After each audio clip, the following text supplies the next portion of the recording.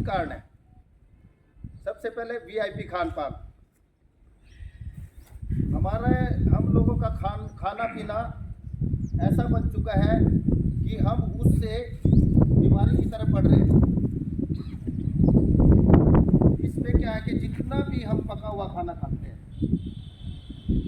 वो हमारी बॉडी के अंदर ऑब्जर्व होता है, और जितना भी हम रॉ फूड खाते हैं वो हमारी बॉडी के अंदर डाइजेस्ट होता है। जितना भी रॉ फूड होता है वो सारा का सारा सिग्नल का काम करता है। जैसे एक पोस्टमैन, अगर उस पर एड्रेस है तो आपकी चिट्ठी को कहीं भी पहुंचा देगा। ऐसे ही जितना भी रॉ फूड है हमारी बीमारी तक पहुंचता है, और जितना भी पका हुआ खाना है वो हमारी बीमारी को कभी भी ठीक नहीं कर सकता। वो सिर्फ ऑब्जर्व होता है, वो बल्कि हमारी बीमारी को बढ़ाता है। यदि हम अपनी डाइट से, बीमारी की स्थिति में बता रहा हूँ, यदि हम बीमार हैं और अपनी डाइट से 72 घंटे के लिए वो पका हुआ खाना निकाल दें और रॉ फूड इंक्लूड कर दें, तो आप देखना 72 घंटे के अंदर आपकी सारी मेडिसिन जीरो है। इतनी स्पीड से इलाज है, क्योंकि वो जो रॉ फूड है आपकी बीमारी तक, सिग्नल तक पहुंचता है। और हमारे हॉस्पिटल के अंदर सिर्फ इसी सिस्टम से हम लोग काम करते हैं। यदि हम अगर 72 घंटे तक पका हुआ खाना खाएंगे कोई नहीं मरने वाला, उल्टा और एनर्जी मिलेगी। सिर्फ अपने ये माइंड जो है, माइंड सबसे बड़ा डॉक्टर है। इसने ये माइंड ने सोच लिया कि मैंने तो ठीक होना है, आप सभी ठीक हो सकते हैं। तो इसलिए वीआईपी खान पान यानी कि स्टड मिल, पका हुआ खाना।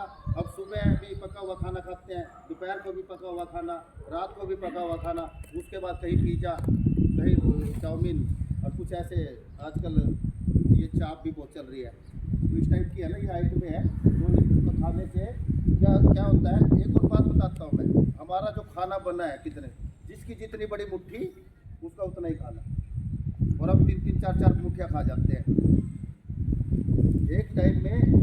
ये जिसकी छोटा बच्चा है उसकी जितनी बड़ी मुट्ठी उतना ही खाना है। अगर उतना खाना खाएंगे तो हम कभी बीमार नहीं होंगे। और हम क्या करते हैं, एक जना 3-3, 4 इतनी मुट्ठी और खाते रहते हैं, और फिर हमें कभी पेट में कब्जी। 70% लोग कॉन्स्टिपेशन के पेशेंट हैं। 70%, ज़्यादा ही पेशेंट, 70% लोग कॉन्स्टिपेशन के पेशेंट हैं, और सारी बीमारी पेट से है।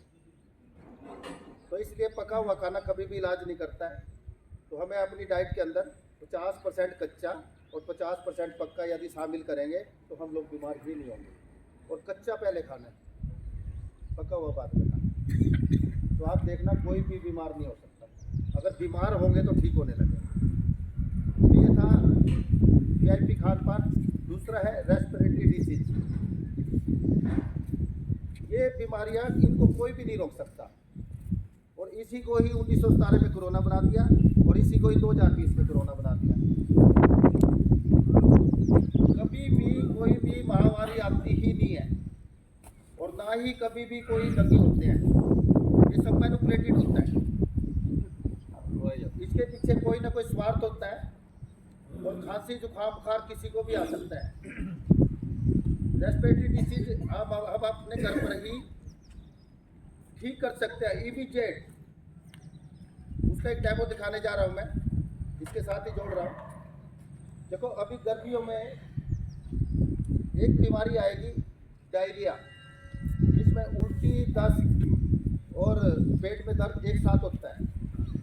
और 15% लोग, यानी कि 100 लोग यदि हॉस्पिटल में जाते हैं तो 15 लोगों की मृत्यु ऑन रिकॉर्ड है। ऑफ रिकॉर्ड तो पता ही नहीं कितने हैं, ऑन रिकॉर्ड 15 लोग मरते हैं। और जबकि हम लोग नेचुरोपैथी में इसको वरदान मानते हैं, और फिर भी हम हॉस्पिटल में जाते हैं। तो इसमें हम लोग कैसे कर सकते हैं कि किसी को भी किसी हॉस्पिटल में जाने की जरूरत नहीं है। सबसे पहले, दूसरा, खाना पीना बंद करें, और वेट करनी है उल्टी बंद होने की, क्योंकि अधपचा खाना वो उल्टी के थ्रू निकलता है, और उसकी एक लिमिट है 5 से 7 मिनट। और जो खाना पच गया, जो अंदर वो हमारे शरीर के जहर को बाहर निकाल रहा है। हमारे शरीर की क्लींजिंग हो रही है, सफाई हो रही है, वो बाहर निकाल रहा है और उसको निकलने देना है, उसकी कोई लिमिट नहीं है। यदि हम ऐसे ही अगर मेडिसिन से उसको रोकने का काम करेंगे तो आप देखना कि मृत्यु भी हो सकती है। तो इसमें हमें क्या करना चाहिए, 1 लीटर पानी गर्म करेंगे और वेट करेंगे उल्टी बंद होने की। जैसे ही उल्टी बंद होती है 1 बाउल के अंदर पानी लेंगे, उस पानी को 1 चम्मच के साथ पिलाना है, क्योंकि उस टाइम उसकी जो आंतें बड़ी कमज़ोर हो चुकी होती हैं, बॉडी भी काफ़ी वीक हो चुकी होती है, क्योंकि पानी की कमी होने लगती है। उस स्टेज पे उसको पानी धीरे धीरे पिलाना है। जैसे ही वो पानी पीता है, 1 बाउल उसने पानी चम्मच के साथ या सर्विस स्पून के साथ पी लिया, तो उसके बाद जो बचा हुआ पानी है उस पानी के अंदर आधा नींबू आधा नींबू निचोड़ने के बाद उस पानी को उसको धीरे धीरे से पिलाना है। जैसे ही वो पानी पिएगा वैसे ही क्या होगा कि आप उसके लूज मोशन भी बंद, उसी समय ठीक हो चुका होता है। और उस दिन हमें क्या करना है, उसको पका हुआ खाना, दूध चाहे सारी सस्पेंड और खीरे टमाटर सबसे पहले देने हैं उसको, सलाद, और उसके बाद उसको सारा दिन फ्रूट्स यदि देंगे तो आप देना 12 घंटे के बाद वो उसको ऐसे लगेगा कि मैं बिल्कुल ठीक ठाक हूँ और कोई बीमारी नहीं, कोई कुछ नहीं, और अगले 6 महीने तो उसको कुछ होने वाला नहीं, क्योंकि उसकी बॉडी का पूरा जहर बाहर निकल चुका। तो इसी तरह से हम किसी भी बुखार को, कोई भी खांसी जुकाम बुखार, उसको भी यदि मुंह आ जाए तो इससे क्या होता है कि उस दिन पका हुआ खाना, जितनी भी ये बीमारियाँ आती हैं या तो वायरस के कारण आती है और या खाने के कारण आती है, और खाने के कारण भी खाना पके हुए खाने से आती है। आप देखना जो इंसान यदि फ्रूट और सलाद पे है वो कभी बीमारी न जल्दी आएगी। तो सभी बीमारियों को अपने घर पर बिना मेडिसिन के ठीक कर सकते हैं। और मेरी फैमिली के अंदर कोई भी, कितना भी कोई भी पैसे वाला है, वो कोई भी हॉस्पिटल नहीं जाता, जितनी भी एक्टिविटीज है सभी घर पर ठीक करते हैं। एक तीसरा है ड्रग्स एडिड इलाज।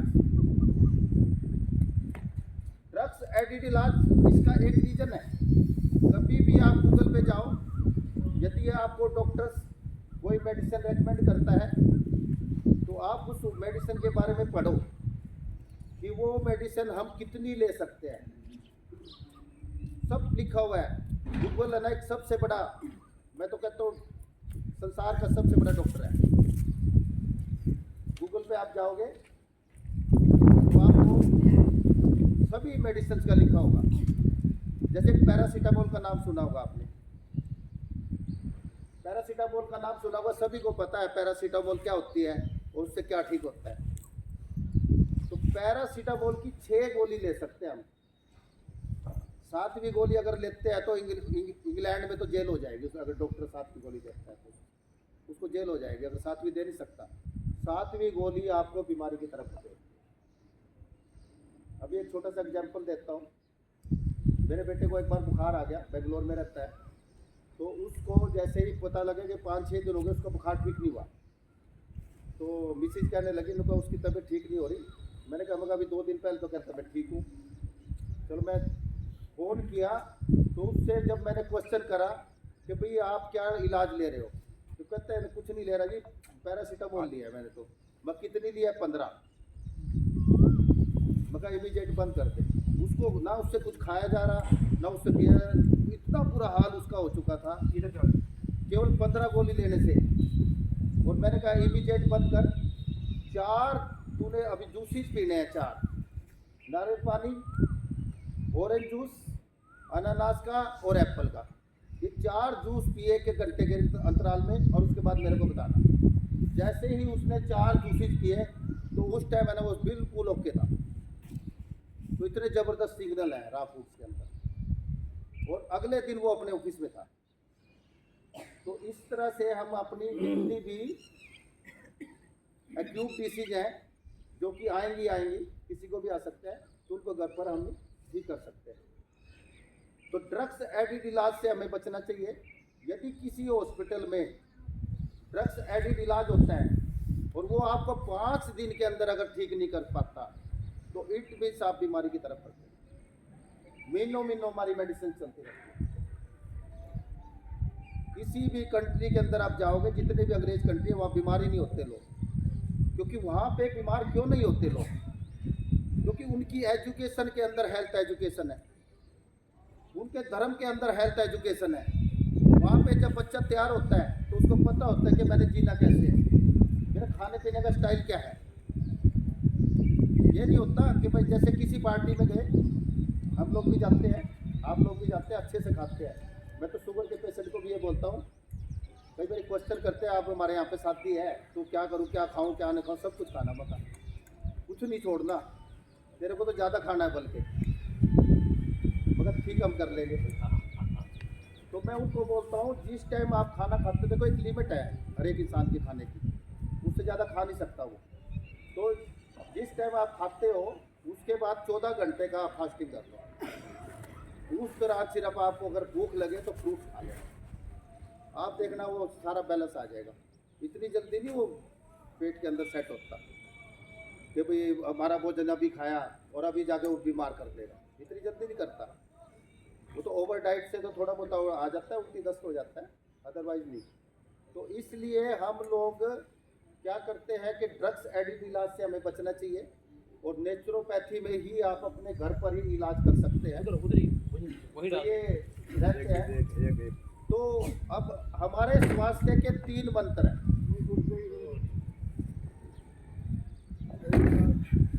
हमारे स्वास्थ्य के 3 मंत्र हैं। सबसे पहले इलेक्ट्रिकल बैलेंस, दूसरा मैकेनिकल बैलेंस और तीसरा केमिकल बैलेंस। तो इसके बारे में हम बताएंगे आपको। तो इलेक्ट्रिकल बैलेंस क्या होता है? हमारा शरीर 5 तत्वों से बना है: आकाश, वायु, जल, अग्नि और पृथ्वी। 5 तत्वों से हमारा शरीर बना है। ये ले लो, ये ले लो। राम राम। पृथ्वी एक हमारे शरीर का एक पार्ट है। आप देखते होंगे आखिर में जब इंसान की मृत्यु होती है तो है ना, वहाँ पे हमारे हाथ में सिर्फ मिट्टी ही हाथ में आती है, और वो सारी बाकी की 4 चीज़ें कुछ भी हाथ में नहीं आती। तो हम लोग अपनी मिट्टी से कटे हुए हैं। अभी जैसे मैं नंगे पाँव खड़ा हूँ, इससे इलेक्ट्रिकल बैलेंस हो रहा है। और यदि 2 घंटे तक नंगे पाँव अगर इस घास वाली ज़मीन पे मैं खड़ा हूँ तो हमारा इलेक्ट्रिकल बैलेंस कंप्लीट हो चुका हो। यदि मेरे को यहाँ पे चोट है और 3 से 4 दिन 2-2 घंटे, तो वो चोट अपने ऑटोमेटिकली ठीक होगी, चाहे वो गैंग्रीन ही क्यों ना हो। जितना भी बॉडी का पेन है वो सारा ज़मीन खींच लेती है। और इसका कारण क्या है कि हमारे अंदर, सभी के अंदर, चाहे मैं भी हूँ, सभी के अंदर इलेक्ट्रिकल इनबैलेंस है। उसका कारण जितना भी इलेक्ट्रॉनिक आइटम है हमारी, और जितना भी इलेक्ट्रिकल आइटम है, ज़्यादातर इलेक्ट्रॉनिक आइटम की बात करता हूँ कि वो सभी के सभी सैटेलाइट के थ्रू है। आप देखते होंगे आकाश के अंदर आज कोई भी पक्षी कोई भी नज़र नहीं आएगा।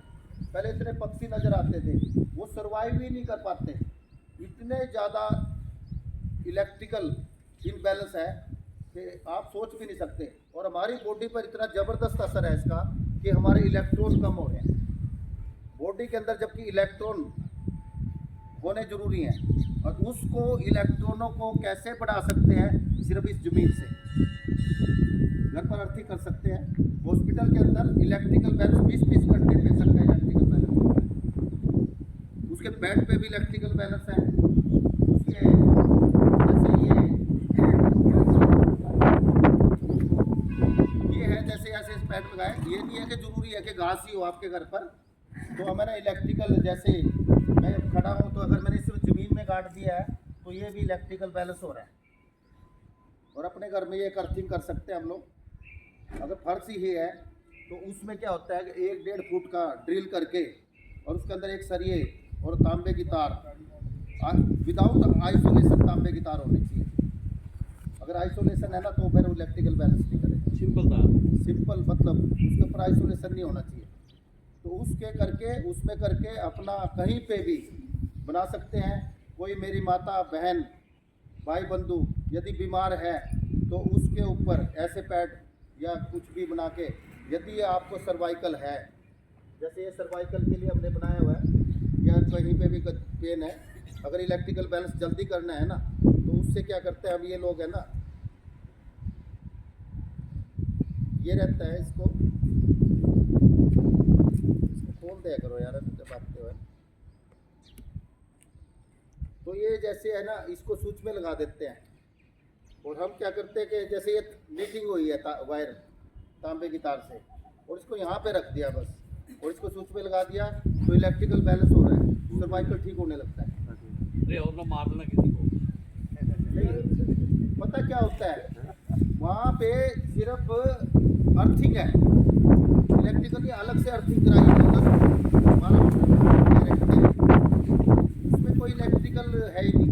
जितना आपके इलेक्ट्रिकल स्विच लगते हैं, बिना इलेक्ट्रिसिटी आपके अर्थिंग के बिना चल ही नहीं सकती। वो आपको चेक कराना पड़ेगा कि उसमें अर्थिंग है या नहीं है, तो उसमें थोड़ा रिस्क रहता है जैसे। और अदरवाइज जब अलग से अर्थिंग कर लिया आपने ज़मीन से, और उसमें कहाँ करंट होगा, उसमें करंट होना ही नहीं। तो हमारे हॉस्पिटल में तो अलग से अर्थिंग है। अभी जिद्दत साहब गए थे हमारे हॉस्पिटल में, विजिट किया था इन्होंने, तो इनको दिखाई थी कि भाई अर्थिंग कैसे, पूरे सिस्टम दिखाया था आपको।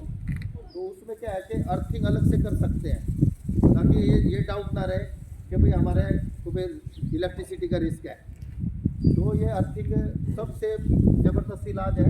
तो इससे हम इलेक्ट्रिकल बैलेंस कर सकते हैं और सभी कर सकते हैं। और जिसके घर में जैसे ये सामने दुकान है 1127 या कोई भी है, पार्क तो होते ही है, घर पे नहीं है, नहीं कर सकते तो 2 घंटे आके यहाँ पे बैठ जाओ। 2 टाइप के आपके बैलेंस होंगे, एक इलेक्ट्रिकल बैलेंस होगा और दूसरा मैकेनिकल बैलेंस होगा। मैकेनिकल बैलेंस सनलाइट से होता है, तो 2 टाइप के बैलेंस होते हैं। शाम के टाइम किसी भी टाइम कर सकते हैं हम, और इससे क्या होता है हमारे इलेक्ट्रॉन बढ़ने लगते हैं, हमारी बॉडी का वोल्टेज 0 हो जाता है। जितना भी एक्स्ट्रा करंट है सारा ज़मीन के अंदर चला जाता है। 2 घंटे के अंदर हमारी बॉडी का वोल्टेज 0 हो जाता है। तो इस तरह से हम इलेक्ट्रिकल बैलेंस कर सकते हैं। दूसरा है मैकेनिकल बैलेंस। मैकेनिकल बैलेंस 3 तरीके से होता है। सबसे पहले गर्म पानी से, दूसरा पंचकर्मा से, और तीसरा सनलाइट से। जैसे हॉस्पिटल के अंदर ये गर्म पानी से इलाज है, ये इसमें पेशेंट को 40 डिग्री टेम्परेचर के अंदर, यदि पेशेंट को 40 डिग्री टेम्परेचर के अंदर 1 घंटे से 2 घंटे के अंदर रखें, तो आप देखना कि उसका मैकेनिकल बैलेंस इतना ज़बरदस्त होता है कि वो है ना ठीक होने लगता है। पहली सीटिंग के अंदर ही यदि कोई हार्ट का पेशेंट है, दोबारा उसको हार्ट अटैक नहीं आएगा। यदि कोई किडनी का पेशेंट है तो 24 घंटे के अंदर पहली सीटिंग में ही उसका दोबारा से डायलिसिस नहीं होएगा। इतनी ताकत है इसके अंदर। कंडीशन ये है कि 40 डिग्री टेम्परेचर पानी का होना ज़रूरी है। और ये हमारे यहाँ पर किसी भी दवाई से कोई इलाज नहीं होता, और ना ही अब कोई बीमारी पे काम होता है। पेशेंट को सिस्टम के अंदर लेते हैं, और जैसे ही सिस्टम में लेते हैं, 7 स्टेप कोर्स है ये, जो कि हम आपको बताने जा रहे हैं। तो इसमें क्या होता है, 40 डिग्री टेम्परेचर ही क्यों रखना होता है। जब हम पेशेंट को गले तक 40 डिग्री टेम्परेचर के अंदर रखते हैं, तो उसका बाहर का प्रेशर, पानी का प्रेशर, पानी के अंदर का शरीर का प्रेशर 2% बढ़ जाता है। और जब वो 2% बढ़ता है तो उसमें क्या होता है कि उसका ब्लड प्रेशर 20% नॉर्मल हो जाता है। यानी कि ज़्यादा है तो कम हो जाता है, और कम है तो ज़्यादा हो जाता है। और इससे क्या होता है, जब ब्लड प्रेशर नॉर्मल होता है तो हमारी स्किन तीसरी किडनी का काम करती है। स्किन, कोई बोलते ना किडनियाँ 2 हैं, तीसरी किडनी का काम करती है। और जब तीसरी किडनी काम करने लगती है तो उसमें से क्या होता है, पसीने के थ्रू हमारा जितना भी extra uric acid, potassium, creatinine, इस टाइप के एक्स्ट्रा कैल्शियम वो सारा पानी के अंदर फेंकने लगते हैं। स्किन के थ्रू यदि 5 पेशेंट को उस पानी, एक ही पानी में अगर 1-1 घंटा तक बिठा दिया जाए तो उस पानी का टेस्ट और हमारे यूरिन का टेस्ट एक हो जाता है। इतना ज़बरदस्त इलाज होता है गर्म पानी से। और 2 घंटे के अंदर किसी भी बुखार पेशेंट के बुखार को ठीक किया जा सकता है, सिर्फ 2 घंटे में। और हम चैलेंज के साथ अगर किसी को कितना भी तेज बुखार है 2 घंटे के अंदर ठीक करते हैं वहाँ, और दोबारा बुखार नहीं आता उसको। तो इतना ज़बरदस्त इलेक्ट्रिकल बैलेंस ना मैकेनिकल बैलेंस, हम गर्म पानी से इलाज है और सभी कर सकते हैं जिसके घर में टब हो। ये कंडीशन एक है 40 डिग्री टेम्परेचर पे ही वो काम करता है, 39 डिग्री टेम्परेचर पे काम नहीं करेगा। और जैसे कैंसर के पेशेंट हैं उनके लिए 41, 42, 43 डिग्री तक टेम्परेचर रखना पड़ता है। लेकिन वो मेंटेन कैसे होगा? वहाँ पे सिस्टम लगा हुआ है, ऑटोमेटिकली मेंटेन होता है, पूरे सिस्टम लगा हुआ है, सारी लगे हुए हैं, उसमें 40 डिग्री टेम्परेचर ऑटोमेटिकली मेंटेन होता है। लिमिट है। यदि हमें उसको टेम्परेचर को बढ़ाना है तो फिर हमारे पास थर्मामीटर अलग से होते हैं टेम्परेचर चेक करने के लिए। तो सभी पेशेंट्स का इलाज मैकेनिकल बैलेंस सबका होता है ज़्यादातर, और दिनों के हिसाब से ठीक होते हैं, घंटों के हिसाब से, महीनों के हिसाब से नहीं। कैंसर के पेशेंट 1 महीने में ठीक हो जाते हैं, चाहे 4th स्टेज का कैंसर हो। और हमारे यहाँ तो आते ही लोग वो है जिनको दूसरी जगह जवाब दिया जाता है, और हम उन पेशेंट्स को भी खुशी खुशी लेते हैं। सिर्फ एक चीज़ देखते हैं कि उसको खाना आता है कि नहीं आता है। अगर वो खा नहीं सकता तो हमारा केमिकल बैलेंस नहीं होता। तो मैकेनिकल बैलेंस में हमने ये बताया कि गर्म पानी से इलाज होता है। दूसरा होता है पंचकर्मा। पंचकर्मा में क्या करते हैं, यदि किसी को बैक पेन है, किसी की स्पाइन में दर्द है, तो उसके लिए कटी बस्ती करते हैं। उसमें क्या होता है, एक उड़द की दाल का एक वो बनाते हैं घेरा, आटे के डो बना के उसको घेरा बना के उस स्पाइन पे लगा के उसके अंदर तेज धार से गरम तेल डालते हैं। जैसे ही उसकी स्पाइन के ऊपर तेल डालेंगे तो आप देखना 5 से 7 मिनट के अंदर ही उसकी स्पाइन, उसका दर्द छूमंतर हो जाता है। तो इसी तरह से यदि घुटनों में जबरदस्त दर्द है, देखो आज एक चीज़ बताता हूँ मैं आपको। जिंदन साहब का हार्दिक स्वागत है, तो आप तालियां बजा सकते हैं जिंदन।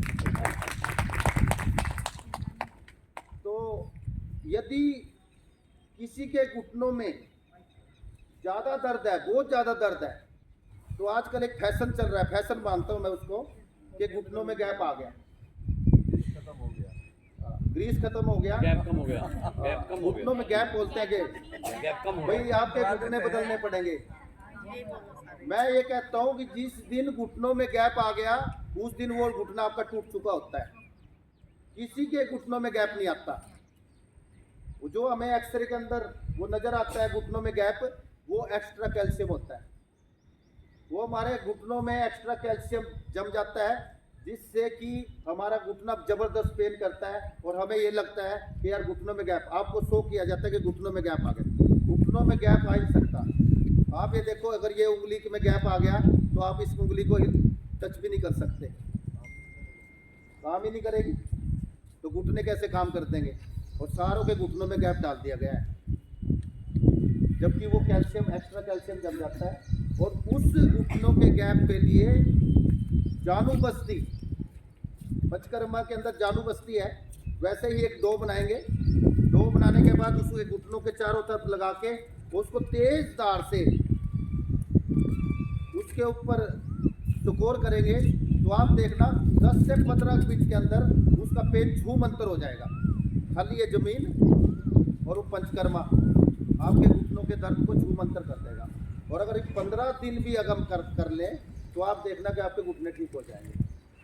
और हमारे यहाँ से 15 दिन के अंदर घुटनों के पेशेंट जिनको घुटने बदलने के लिए बोल दिया गया, वो पूरी तरह से ठीक होके जाते हैं। बहुत से लोग ठीक होके गए हैं। एक चैनल है हमारा, यूट्यूब चैनल, रोग मुक्त भारत डॉक्टर नरेश, एक विजिटिंग कार्ड भी देंगे हम। तो ये सारी चीज़ें रहती है। तो आप लोग एक रजिस्टर वाला काम भी कर लें, तो आप लोग देखना कि अपने घर पर ही इलाज कर सकते हैं। सिर्फ ये नहीं सोचना कि आजकल तो एक फैशन और सुना है कि मेरे को अगर मैं मेदांता में इलाज कराऊंगा वहाँ बढ़िया इलाज होगा, और यदि होम्स में इलाज कराऊंगा वहाँ क्या इलाज है, वहाँ तो कोई फैसिलिटी है नहीं। अभी मेरे पास एक डॉक्टर आया आंचल से, अभी एडमिट होंगे वो, उनकी याददाश्त चली गई। आप ये देखो याददाश्त भी वापस आती है इस सिस्टम से। तो वो आए मेरे हॉस्पिटल में विजिट करने के लिए, उन्होंने देखा मक्खा जी सिंपल हॉस्पिटल है हमारा, सुविधाएं से बेशक कम है। तो कहता डॉक्टर साहब तो एसी के बिना नहीं, मैंने अगले दिन ही एसी लगवाया, तो सभी में एसी लगवा दिया के रखता हूँ, तो थोड़ा सा चलो टेम्परेचर कम रख लेंगे। तो वो है ना, कहते हैं कि एसी होना चाहिए और तुझे कुछ हो या ना।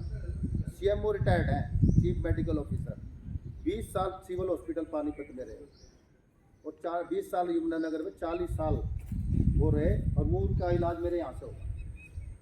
उनकी याददाश्त चली गई है, उनको आईबीएस है, आईबीएस इरिटेबल बाउल सिंड्रोम, 70 प्रकार की बीमारियों से बन के एक बीमारी बनती है, और जिसका कि ये मेडिकल साइंस के अंदर कोई इलाज नहीं है। और 10 दिन के अंदर मैंने आईबीएस की पेशेंट को बापोली में, सुमन नाम की पेशेंट को, जिसको कि सभी हॉस्पिटल वालों ने जवाब दे दिया था, सिर्फ 10 डेज में उसको ठीक किया है। आज वो सारे 5 मिनट वो धूप में नहीं चल सकती थी, उसके पूरे पूरे लाल लाल दाने निकल आते, और 15 मिनट वो मार्केट में घूमने नहीं जा सकती थी, और 10 दिन के अंदर अब वो सारे काम कर रही है। सिर्फ 10 दिन में ठीक होते हैं आईबीएस के पेशेंट। और यह सिग्नल का है कि जैसे माइंड किसी की याददाश्त चली जाए तो उसको 20 से 21 दिन लगते हैं, 21 दिन के बाद उसकी याददाश्त वापस आ जाए, इतनी फास्ट इलाज है। तो ये रहता है मैकेनिकल बैलेंस में। दूसरा आपको बताया है पंचकर्मा, पंचकर्मा से कैसे इलाज कर सकते हैं, आप अपने घर पर कर सकते हैं। और तीसरा सबसे ज़बरदस्त जो मैकेनिकल बैलेंस है वो है सनलाइट, सूर्य। तो इसमें लाइट से कैसे इलाज करते हैं, लाइट एज ए मेडिसिन। इसमें निकालना लाइट मीटर, तो लाइट एज ए मेडिसिन। तो सनलाइट से बड़ा ज़बरदस्त इलाज है। हम क्या करते हैं, अपने पेशेंट को हर रोज़ आधे घंटे तक, यदि किसी स्वस्थ व्यक्ति 15-15 मिनट के 2 सेशन, कितनी भी तेज़ धूप हो, अगर धूप में घूमता है तो उसमें कभी भी विटामिन डी की कमी नहीं होगी। अब ये देखो, हम जिस लाइट के अंदर बैठे हैं, यहाँ पे 1100 और इस टाइम है ना 1000 लक्स मीटर है लाइट, और जबकि एक स्वस्थ व्यक्ति के लिए 10,000 लक्स लाइट चाहिए, और 10,000 लक्स लाइट हमें किससे मिल सकती है, केवल सूर्य से, धूप से। चाहे दोपहर भी हो, तो कितनी भी तेज धूप हो बहन जी, यदि घुटने जोड़ों के दर्द का पेशेंट है, पूरी बॉडी पेन कर रही है, तो 2-2 मिनट का सिर्फ खाली नंगे पैर वो चले, आप देखना कि उसका दर्द गायब होने लगेगा। और 15 मिनट सिर्फ धूप में चलना है, याद हो गया हाँ धूप में चलना है।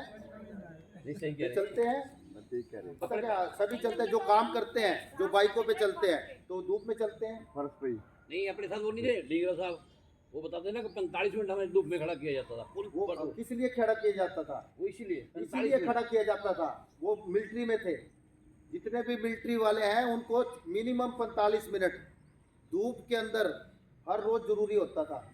पूरी वर्दी पहन के। हाँ, अब वो वर्दी पहने तो अंदर से पसीना निकलेगा। अब ये नहीं है कि नंग भाई पूरे कपड़े पहनने, हाँ, ताकि विटामिन डी हासिल हाँ सीट ढक लो, सीट से पसीना निकलेगा। सीट ढकते जितने भी देखो अर्बन कंट्री है, कितनी गर्मी है वहाँ पे, जबकि 40-50 डिग्री टेम्परेचर तो ऑलमोस्ट रहता है अर्बन कंट्री में, तो वो सारा के सारा सीट ढक के रखते हैं।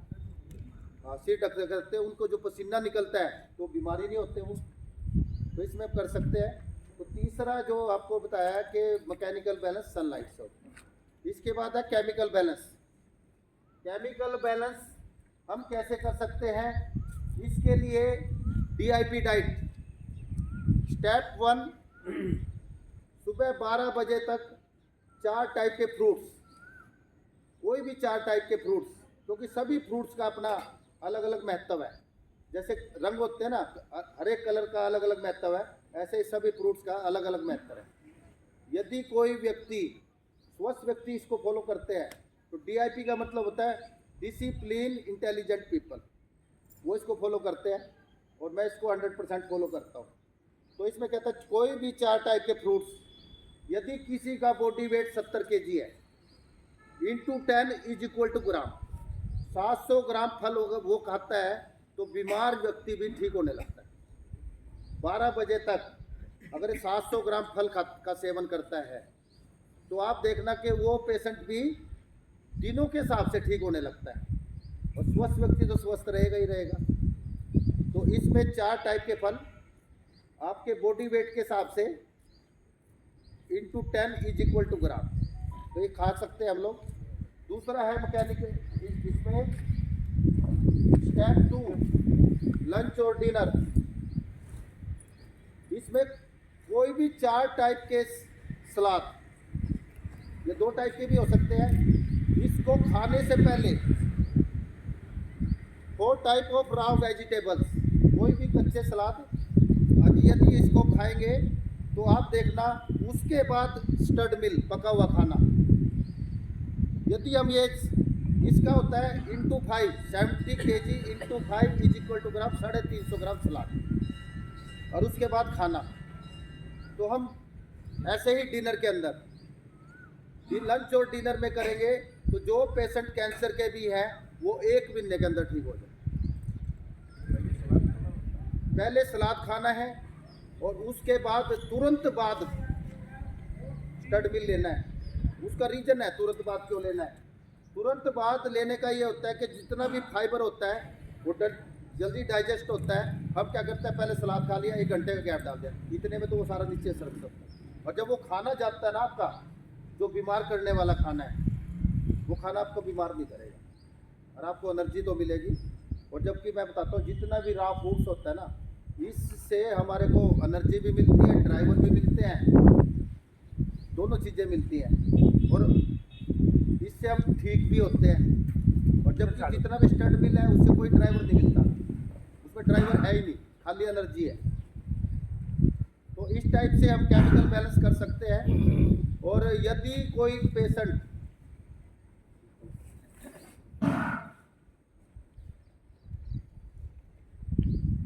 खतरनाक बीमारी है, जैसे फैटल डिसीज बोलते हैं उसको, तो उसके लिए क्या होता है कि माइनस प्लेट 2, यानी कि सलाद वगैरह डबल कर देंगे, ये स्टड मिल नहीं है उसके खाने में। तो अब टाइम से हम कैसे इलाज कर सकते हैं, टाइम एज ए मेडिसिन। अब टाइम से क्या करते हैं, आप देखते होंगे जितने भी हम लोग बैठे हैं, हमारे जो जीनस है, आज से 2-2.5 लाख साल पहले ना तो इलेक्ट्रिसिटी थी और ना ही अग्नि थी, तो सारे रॉ फूड्स खाते हैं। भगवान राम को कौन मानता, सभी मानते होंगे भगवान राम को। आप देखो उनके खाने में क्या होता था, कोई पका हुआ खाना नहीं था, सारे कंदमूल, ये फ्रूट्स जो भी होते थे ये सब खाते थे और कभी बीमार नहीं होते थे। और सबसे बड़ी बात कि दिन में खाते थे, क्योंकि रात को लाइट नहीं थी, रात को रेस्ट मोड में जाते थे, अब बीमार नहीं होते। तो वही जीनस हमारे अंदर है आज भी। और हम क्या करते हैं कि रातों को खाते हैं और दिन को सोते हैं, जागते हैं, उल्टा हिसाब कर रहा है। अपने अपनी घड़ी को बिगाड़ा हुआ है, ये जैसे घड़ी है ना, घड़ी, इस टाइम को हमने बिगाड़ रखा है और इससे हम बीमार हैं। आप देखना, इसका एक एग्जाम्पल देता हूँ मैं आपको कि यदि 10 बजे आप अपना ब्लड प्रेशर चेक करो, यदि 100 और 120 है, और रात को 10 बजे आप ब्लड प्रेशर चेक करना, तो 20 और 120 और 140 मिलेगा। सुबह 10 बजे चेक करो, क्योंकि खाने का टाइम हमारा दिन के अंदर है, और जो उस ब्लड प्रेशर के अंदर जब हम खाना खाते हैं तो हम किडनी के पेशेंट बनते हैं, घुटने जोड़ों के दर्द के पेशेंट बनते हैं, शुगर के, थायराइड के, इस सब के पेशेंट बनते हैं हम। यदि हम रात को 7 बजे तक, अब मैं बताता हूँ कि टाइम से कैसे इलाज हो सकता है। तो यदि हम 8 बजे खाना शुरू करें और शाम को 7 बजे तक अपना मील ले लें, तो मैं कहता हूँ कि जो कोई भी व्यक्ति बीमार नहीं होगा, और जो बीमार है वो ठीक होने लगेंगे। यानी कि 13 घंटे की फास्टिंग, उस दौरान हमारा जो शरीर उसमें सारा वर्किंग कर रहा होता है और जितना हमने खाया दिन में उसको सारे को पचा रहा होता है। और यदि कोई व्यक्ति बीमार है, क्रोनिक डिसीज है, उसको स्थायी बीमारी बोलते हैं उसको, जैसे शुगर, बीपी, थायराइड, घुटने जोड़ों का दर्द, तो उसके लिए उसको 6 बजे तक अपना बिल खा ले, यानी कि 10 घंटे तक यदि वो खाना खाता है और 12-14 घंटे की फास्टिंग करता है तो वो भी ठीक होने लगता है। उस दौरान अगर भूख लगे तो फल फूल खा सकते हैं। और सबसे बड़ी बताता हूँ मैं बात, कोई भी सलाद फल एनी टाइम, ये किसी इंसान ने नहीं बनाई है, भगवान की बनाई हुई चीज़ें हैं। और जब भगवान की जो भी चीज़ भगवान ने बनाई है ना, वो कभी किसी को नुकसान नहीं करती। अगर नुकसान करती है तो इंसान की बनाई हुई चीज़ें नुकसान करती है। ये तो कहते हैं खाना सलाद खीरा खाना ये रस। खीरा सुनो मेरी बात।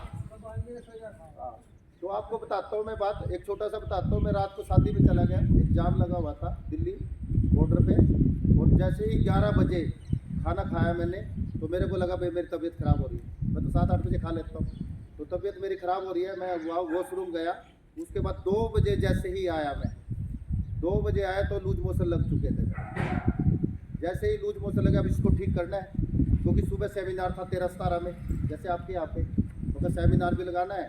और 2 बजे जैसे ही मैंने क्या किया, 1.5 लीटर पानी गर्म करा, उसमें नमक डाला और ज़बरदस्ती पिया, और उसको है ना ब्रश के साथ बाहर कर दिया। उसके बाद 1 लीटर पानी पिया और फिर उसको बाहर कर दिया। उसके बाद 1 गिलास पानी किया, उसमें नमक डाला और उसको मैं पी गया। 1 खीरा और 2 टमाटर खाए, बढ़िया वाली नींद आई फर्स्ट क्लास, क्योंकि सारा का सारा बाहर कर दिया, क्योंकि वोमिटिंग नहीं थी, उस टाइम लूज मोशन थे। और सुबह मैं ठीक था। सुबह उठते ही मैंने 1 एप्पल खाया और है ना 2 टमाटर पहले खाए, 1 एप्पल खाया और सेमिनार लगाया। उस दिन है ना सारा दिन मैंने फल फ्रूट खाया और मैं पूरी तरह से सभी ठीक हो सकते हैं। मैं ये कहता हूँ कि आप इतने बड़े बड़े कैप्सूल खाओ ना, आप है ना 2.5 किलो के कैप्सूल खाओ जो कि आपको ठीक करेंगे। 5-5 किलो के भी आ रहे हैं कैप्सूल, हरे रंग के। आजकल तो सीजनल कैप्सूल आ रहे हैं, तरबूज, वो खाने शुरू कर दो। ज़रूरी है कि इतनी छोटी सी कैप्सूल खाना जो बीमार करेगी आपको। बड़े वाले कैप्सूल खाओ ना, आपको ठीक कर देंगे। नेचुरल चीज़, वो बीमारी को आपको क्लींजिंग कर देगी, सफाई हुई तो आप ठीक हुए। तो ये सारी बैठ जाओ कोई बात कोई नहीं, हम भी पीकेंगे, हम भी पीकने वाले हैं। 2 मिनट ये ओढ़ लो। ये मतलब बुद्धा बुद्धि होगा ये फिर आप इसमें कुछ है ना डेमो दिखाएंगे, थोड़ा सा टाइम लगेगा, कोई नहीं। अभी तो 10-15 मिनट पड़े हैं, 10-15 मिनट में सारा कंप्लीट हो जाएगा। तो इसके अंदर ये केमिकल बैलेंस हम ऐसे कर सकते हैं, अपने खाने का सिस्टम। जैसे अगर कैंसर का पेशेंट है तो उसका 8 घंटे के अंदर डाइट होनी चाहिए टाइम से, और उसमें 10 बजे खाना शुरू करें और 6 बजे तक अपना बिल लें, तो वो भी ठीक होने लगेंगे। और इसके बाद लिविंग वाटर, जितना पानी, हमारे शरीर के अंदर 70% लिविंग वाटर है। एक टमाटर होता है ना, एक टमाटर के अंदर 95% लिविंग वाटर होता है। ये उठ लो। जब बच्चा माँ के गर्भ में होता है तो उसके अंदर 95% लिविंग वाटर होता है। जैसे ही वो जन्म लेता है तो 85% लिविंग वाटर रह जाता है, और यंग एज में आने के बाद 70% सभी में लिविंग वाटर है। और ये लिविंग वाटर ही हमें बचा सकता है, और 2 चीज़ों से ये लिविंग वाटर मिलता है। एक तो जल हमारा इतना दूषित हो, जो हम जल पी रहे हैं वो सारा दूषित जल पी रहे हैं हम। एक तो फल फ्रूट जितने भी रॉ वेजिटेबल्स हैं, इनसे लिविंग वाटर मिलता है हमारे को। 85% लिविंग वाटर होता है। यदि हम 50% कच्चा खाएंगे तो हमारे को ओरिजिनल लिविंग वाटर मिलेगा। दूसरा जो लिविंग वाटर होता है वो होता है हमारे यहाँ पे 3 गड्ढे जो घर पे तैयार कर सकते हैं, एक छोटा, उससे बड़ा और सबसे बड़ा। सबसे छोटे गड्ढे में क्या करते हैं, 3 सुराख करते हैं, उसमें 4